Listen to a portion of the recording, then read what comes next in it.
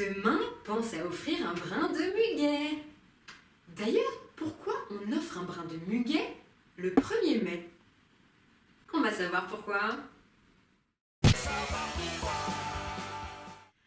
Bonjour, la tradition d'offrir du muguet remonte au Moyen-Âge. En 1560, alors qu'il s'était rendu dans la Drôme, le roi Charles IX avait reçu un brin de muguet. Trouvant l'intention charmante, il avait décidé d'en faire de même pour les dames de sa cour toutes les années suivantes. Une première fête du muguet était née à la cour, puis elle s'est popularisée dans tout le pays.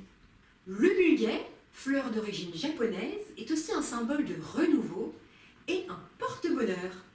Bien plus tard, sous la Révolution française, Fabre d'Églantine crée un nouveau calendrier révolutionnaire. Il recompose le calendrier grégorien, celui qu'on connaît, et lui donne de nouveaux noms s'inspirant de la vie rurale.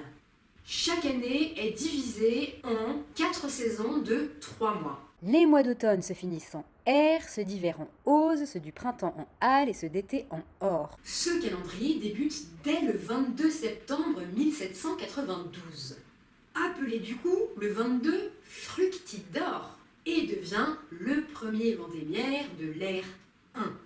Le 1er mai s'appelle maintenant Le 7 floréal. la tradition d'offrir du muguet le 7. 7 floréal continue. Mais le muguet est remplacé par l'églantine rouge. Ces fleurs ne sont plus associées aux femmes, mais davantage aux travailleurs.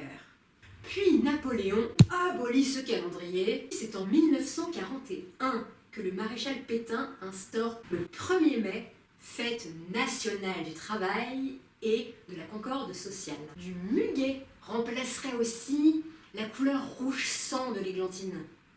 Depuis tous les 1er mai, jour de la fête du travail, il est de coutume d'offrir un brin de muguet à un proche en guise de porte-bonheur. Tu as appris quelque chose.